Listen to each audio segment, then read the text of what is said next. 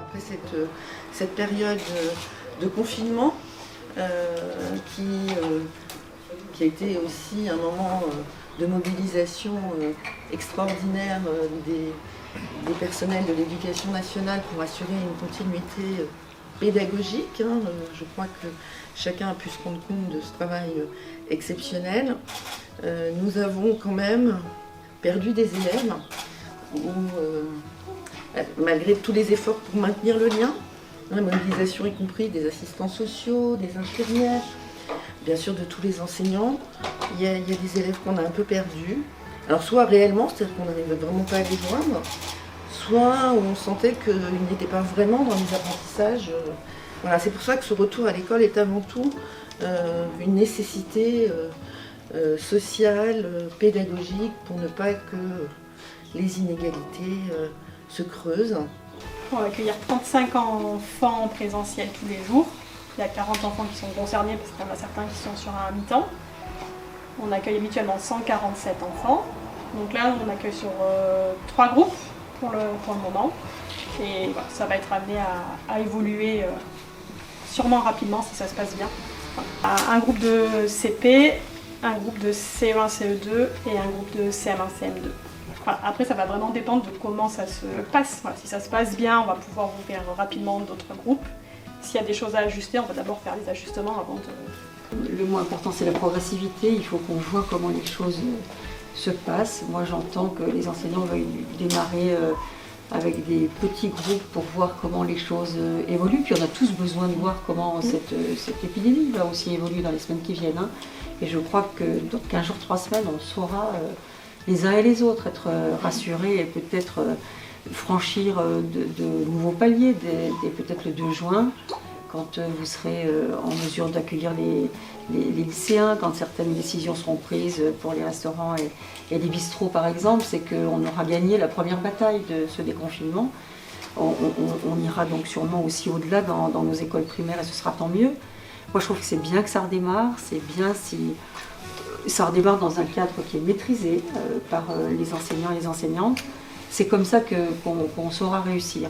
Les gestes barrières, c'est aussi l'éducation des enfants, des adultes d'abord, et des enfants.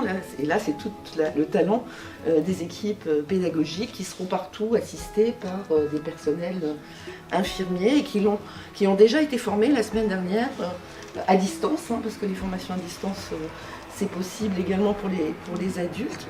Et on aura des tas d'outils à mettre à disposition des enfants et des personnels pour mieux comprendre pourquoi et comment mettre en place ces gestes barrières.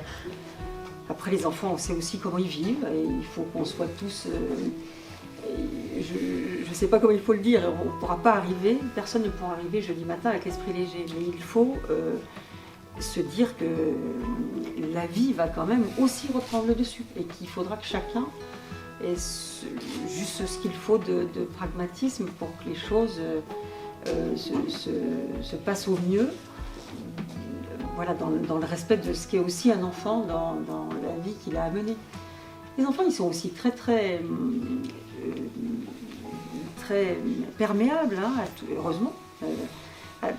Ils sont là à l'école pour apprendre plein de choses. Et finalement, les règles de distanciation physique, même s'ils les ont peu pratiquées, parce qu'à la maison, évidemment, quand on vit tous ensemble, on ne pratique pas bien ces règles-là.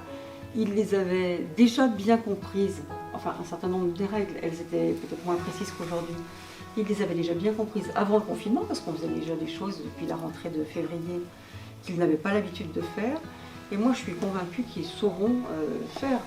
C'est les premiers, alors moi je parle d'un temps qui est ancien, les jeunes ne savent pas ça, mais moi c'est mes enfants qui m'ont dit « maman, mets ta ceinture ». Les enfants, ils connaissent et ils savent respecter les règles et les faire respecter. La règle pour le moment, c'est de commencer cette semaine avec l'école primaire progressivement. À partir du 18, les 6e, 5e dans les collèges. Et puis on attend fin mai le bilan sanitaire pour savoir si on continue un petit peu au collège, quatrième, troisième, éventuellement on ouvre les lycées. Enfin, vous voyez, on est dans un monde incertain. On ne peut pas faire des projections. Vous n'aviez pas prévu qu'on allait confiner. Je confirme. Voilà. Donc, si vous voulez, voilà, je pense que ça nous donne des leçons d'humilité, hein, une crise sanitaire comme celle-ci. On décide. Il y a des choses qui sont décidées avec un ensemble d'informations. L'ensemble d'informations est très fluctuant. Si de nouvelles informations arrivent, on modifie les décisions et ça, c'est le gouvernement qui en a cette responsabilité. Et puis, localement, évidemment, du coup, on décline les choses, encore une fois, avec pragmatisme, en comprenant bien qu'est-ce qui est prioritaire. Et ce qui est prioritaire, bien sûr, c'est le cadre sanitaire, mais c'est aussi les apprentissages et essayer de remettre les enfants à l'école avec tout ce que ça signifie sur les apprentissages.